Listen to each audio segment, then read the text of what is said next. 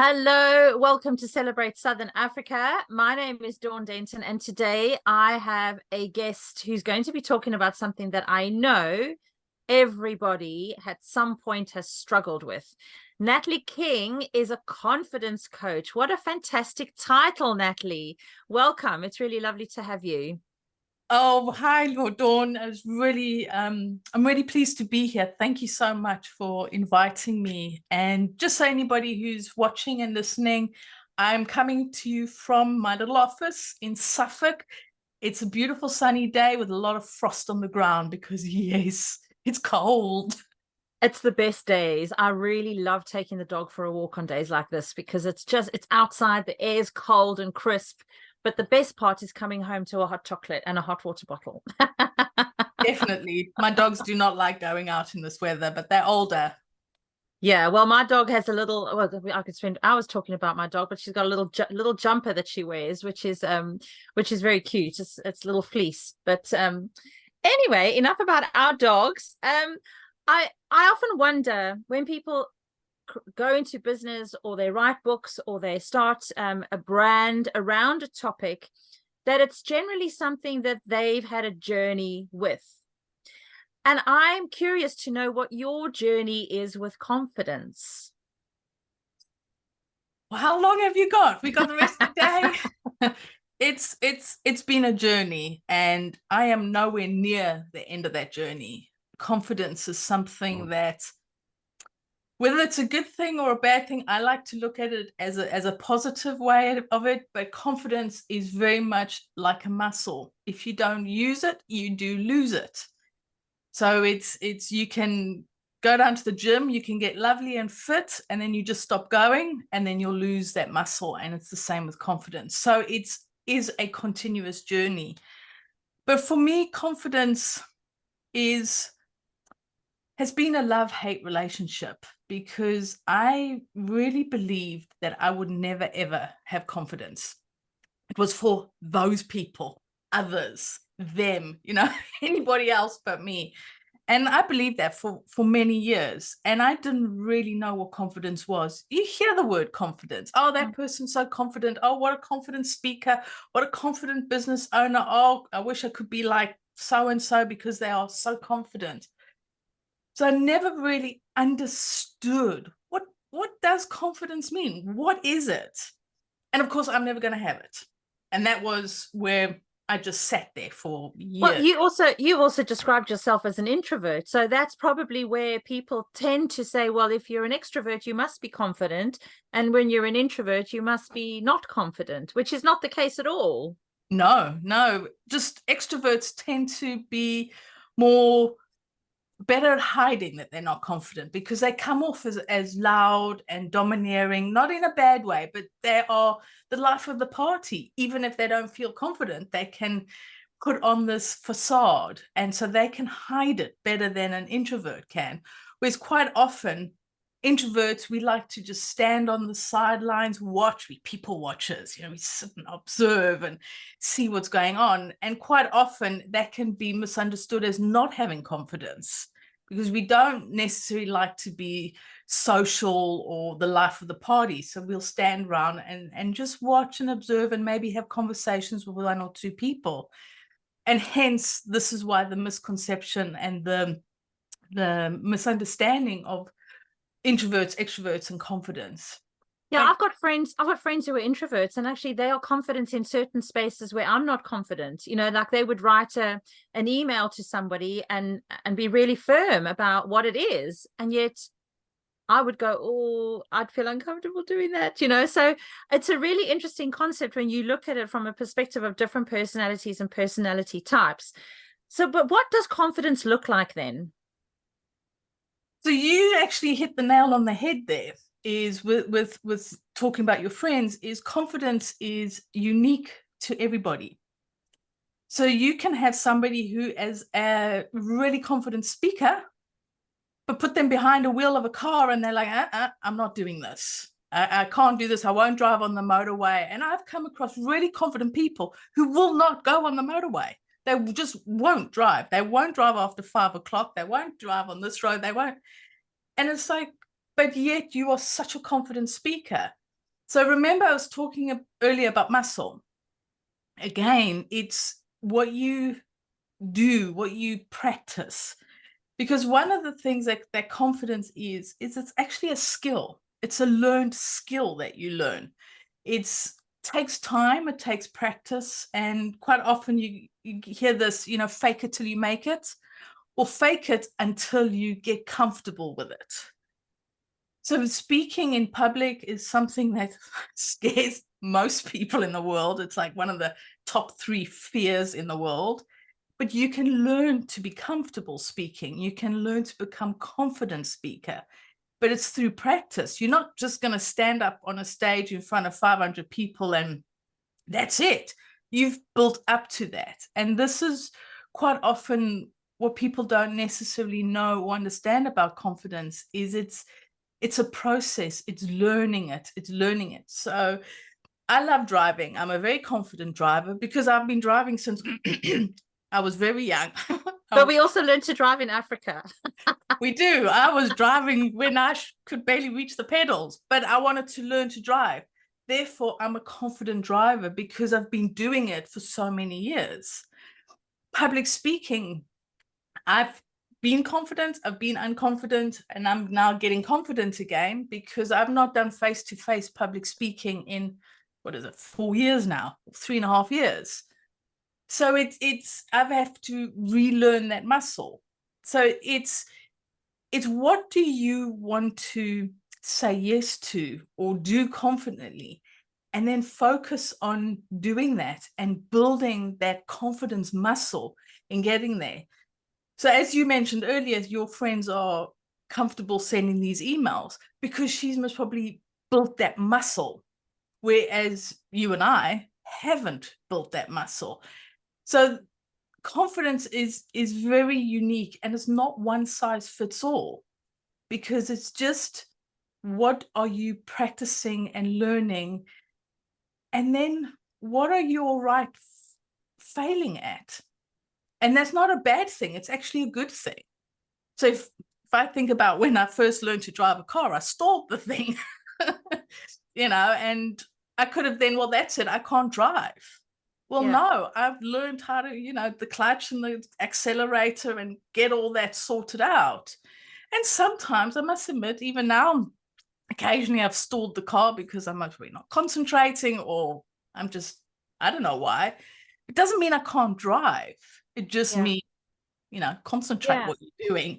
Yeah, I think the interesting thing really is that confidence, like you said, it's really it's different for different people, but it's also in different aspects of our lives.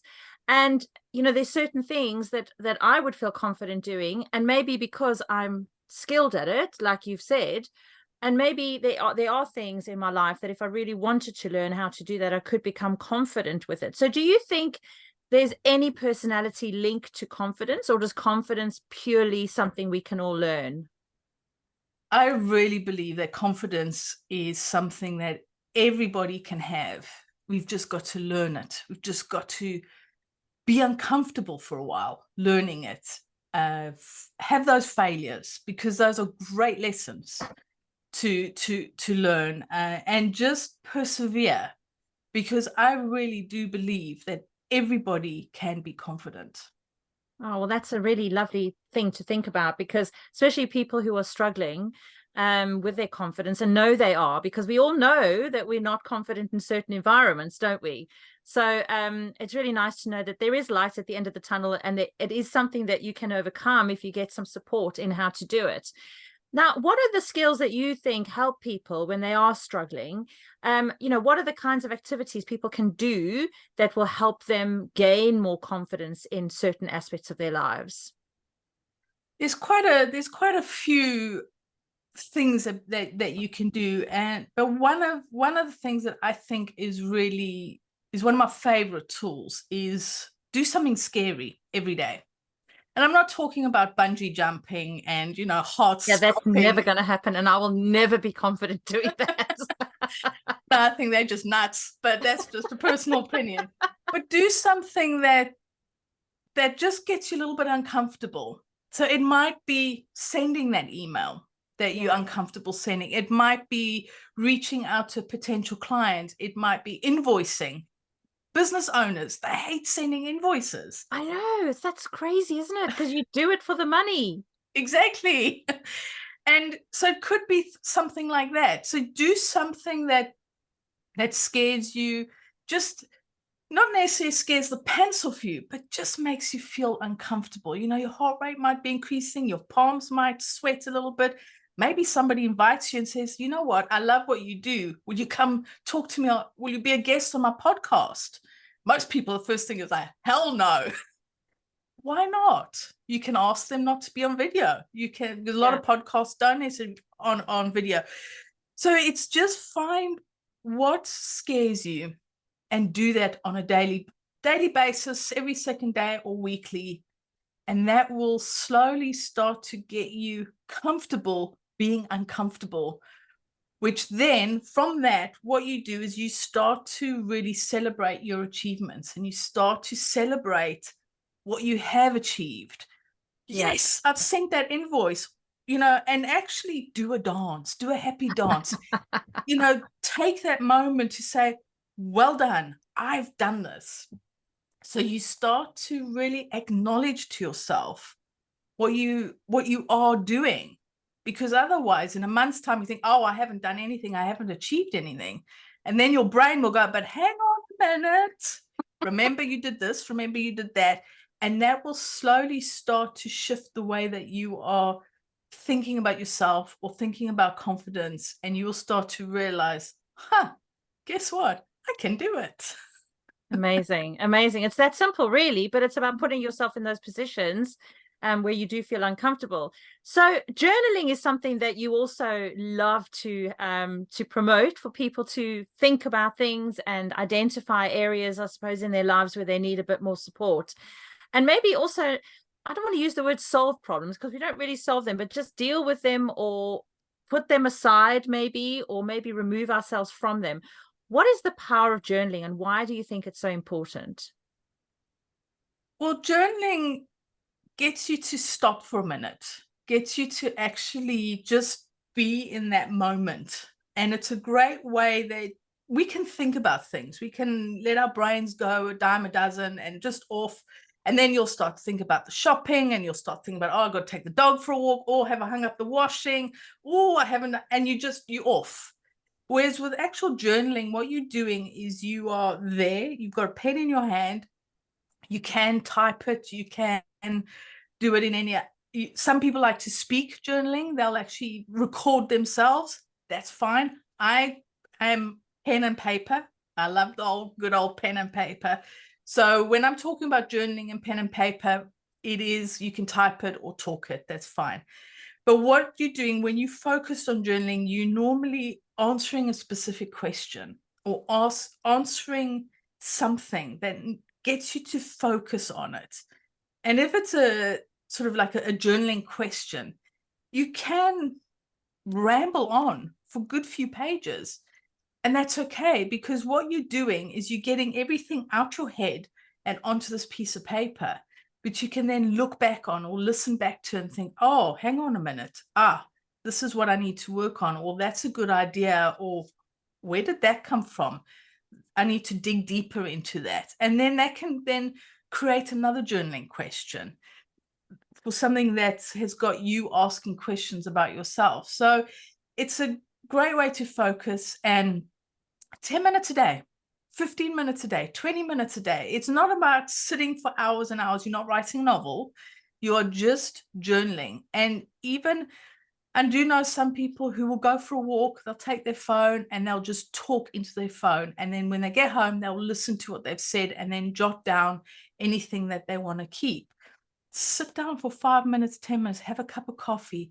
Just give yourself that space to just be you. Who's that person? Who's inside of you that has something to say? And this is why journaling is so powerful, because what you're doing essentially is listening to yourself and having a conversation with yourself. Yeah, it's deeply, deeply personal, because that's also, I think, the fear that some people have for journaling is that other people will get their hands on it, or someone else will hear it. And you have to create that environment where you feel completely safe in that space, where you're talking to yourself, in a conversation with yourself, and just about what's going on in your head and your heart. And nobody will ever see that, and nobody ever has to know that it exists. Well, if you feel that you are like, you don't want your kids to see it, or your other half to see it, is you can do it on like A4 examination pads, and just make a note of the important bits and throw the rest away. Hide them. I mean, if you are lucky enough to be somewhere that people won't see it, or no snoopy husbands or kids or anything, then that's fine. It's just, make sure that you do keep it safe. It is yours. Put it somewhere safe. Keep it in your car, or whatever you need to do to keep it safe. If it's online, make sure it's password protected and all that. You can make it safe, and you can do that. Just think about, how would you keep something safe? What would you do? And then you can do that. It's Yeah. Don't allow that to stop you from really helping yourself to build confidence, to build self-belief, to just start to get to know who you are, because that is so important. I've actually, listening to you, I've realized that there's a common theme in the sense of what confidence, the flip side of confidence is fear, isn't it? It feels like there's fear. We don't want to speak publicly because we're fearful. We don't want to journal because we're worried that someone might find it. There seems to be, it feels like confidence is one of those things that when you tackle the fear, the confidence will ooze out of that once you've removed the fear, or you've not removed the fear, because fear can be good too, but where you've managed the fear, I think, is the way I'm trying to say it. Well, fear is a really interesting topic, because we create fear. We create fear a lot of the times, and fear is uncertainty. It's unknown. Why are we scared of public speaking? Is it because the audience might be unknown to us, or that situation is unknown? So it's that we feel we're not in control, or we don't know what the outcome is, or so fear is not necessarily fear as in danger, or as in life and death or anything, but it's just that unknown, that uncertainty, which we then create into this fear monster. And so sometimes it's picking that apart. Is it a genuine fear, or is it uncertainty? Is it vulnerability? Because again, it's sometimes you got to be vulnerable in order to be confident, which sounds really strange. It's when you show vulnerability, it's you putting yourself out there as such, and people will judge you, they'll criticize, they will support, they will praise, but you don't know what you're going to get back. And that is where the uncertainty, the unknowing will then impact. And they all have these connections. So it's not one or the other, but it's little bits of each. But if there is that fear, unpick it. Because what is it really deep down when you start to, peel that onion? What's really deep down? And this again is where journaling comes in. Why are you scared of public speaking? Why are you scared of driving on a motorway? Is it because of something that happened when you were 3 years old?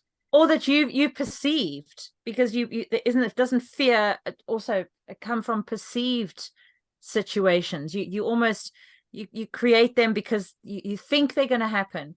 Or maybe I've often thought about the expectation. So maybe your expectation of yourself, I've got to be perfect, I've got to do this so well, and I've seen other people do it, and I've compared myself to other people, so my expectations are high.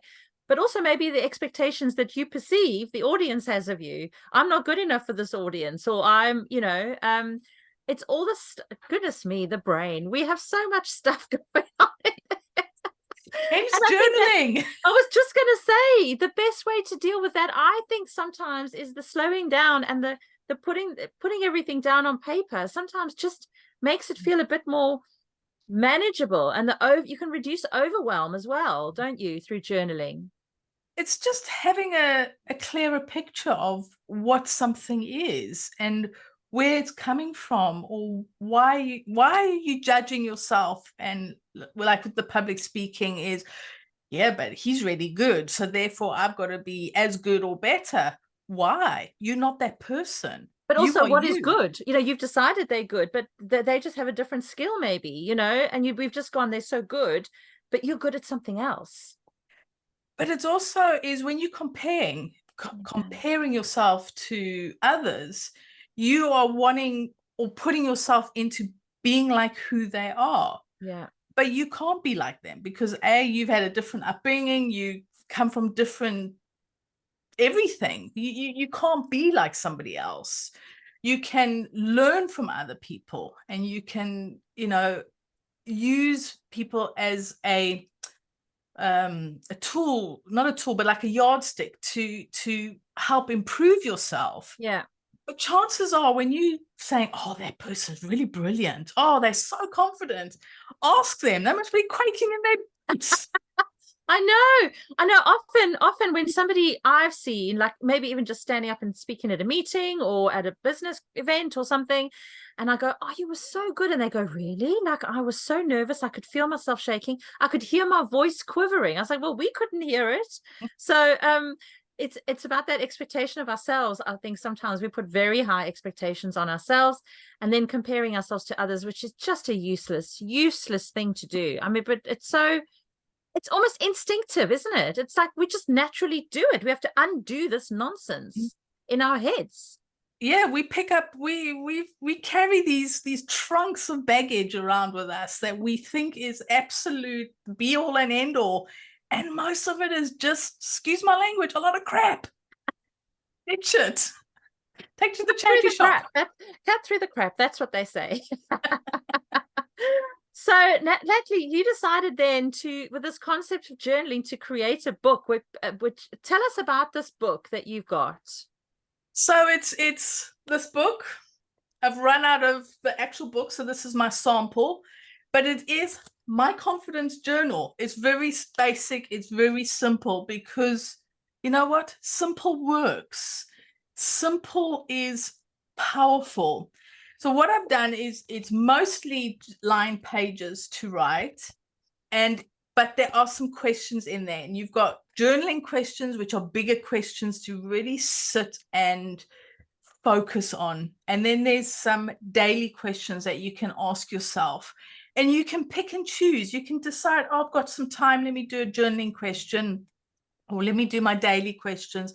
Which daily question do I want to ask? You don't have to sit and do every single one. It's about picking which one do I need. And it's a great start to this, because obviously there's millions of questions you can ask yourself. There's millions of journaling questions you can ask yourself. But I focus these very much on helping you to become more confident, or starting you on your confidence journey. And if you're already on a confidence journey, it might be a way to just reinforce it, or just give you that extra boost or that extra something to help you keep going. Because as I mentioned earlier, you go down to the gym and you might always be on the treadmill, and you've got the treadmill, you're getting fit, but who says next time try a dumbbell? It might just add to what you're doing. So this is what it is about, is to either start you off or just add something to what you're already doing. And yeah, I just wanted to have something out there that I could share with my clients, or I could share with people, just to get them going. Because sometimes the thought of, well, go journaling. Huh? What? And you know what I love? I love the cover, because the cover makes it feel like it is a journey, Right? and it's Confident. just so lovely. I love it. And it really does it feels like you could put that on your desk and you could turn to it and it's about you, because that's what I like about the cover. It would be about whoever's journaling. The cover is not about And you, Natalie King. you It's about even the person who's own writing. it. You even own it. Oh, I love it. You need to put your name in it, because then you own that this is yours, that this is your thoughts, you in here. And that's why I've put my confidence journal, and I put that you a space. This journal belongs to, own it. Fantastic. I love it. It's such a simple idea. And I know incredibly effective. As you say, simple is effective.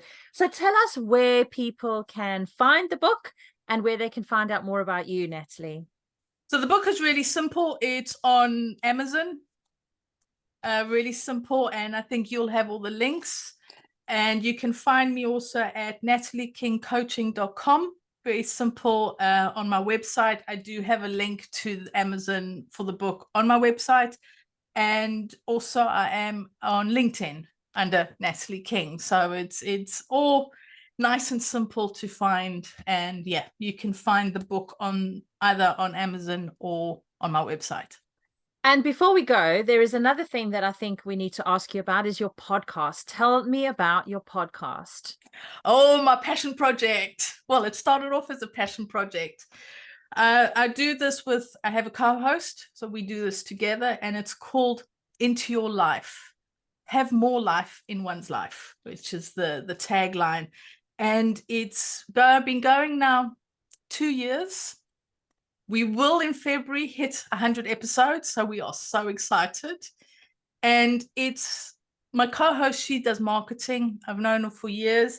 And what it's about is, like it says, have more life in one's life.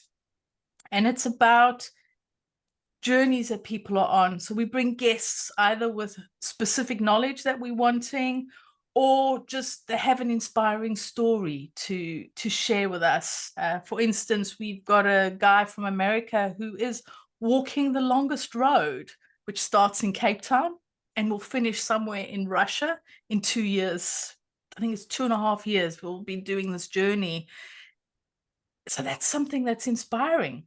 And he's going to share his journey with us. We've had neuroscientists come on talking about stress. We also talk amongst ourselves. So we have guest episodes, and then we have episodes where we just talk about ourselves, like books that we're reading, why they've inspired us. We talk about things that we struggle with to help, to show, or to help our listeners to know, you're not alone. We struggle with this. And the topics are massive. And I know you're coming to be a guest on ours next year, so watch this space. But yeah, it's something that we just started as because it was something that we could do. And funny enough, when I mentioned it to my co-host, she was like, let me think about it. But we're doing it now. And we've realized how powerful it can be. So we're always looking for guests who have something that can contribute to our listeners having more life in their lives. So yeah, it sounds exciting. So tell us where we can listen to it. What's it called? More Into Your Life. Into Your Life. And it's on, I think, everywhere, but Spotify, Apple Podcasts, Google Podcasts. What's the other one? Can't remember what the other one is, but basically on Spotify and Apple Podcasts, you can find them. Amazon, the links Amazon on my Music. website. Yeah. Fantastic. How exciting. Well, thank you so much for sharing of your journey. I just love hearing how people have come up with what they've created, and also how they've used a book to get their message to a wider community. And I think that's really important, your story, your message. And also, I love how you've given of yourself, in the sense that that book is the reader and the person who's contributing. It's not about Natalie King, which is just fantastic. I really love that. And that just shows not only the person you are, but the journey that you're on, and how you support other people. It becomes, part of their journey. So thank you so much, Natalie. Really lovely to chat. And I look forward to guesting on your podcast soon. Well, thank you so much for having me. And just before we go is the confidenceconversationcorner.com. Come and see me there. It's a community under Ubuntu. I'm creating Ubuntu. So you'll know what that means. But yeah, you can come see me there. And otherwise, remember to live your life with confidence. Thank you. Chat soon, Natalie. Bye bye.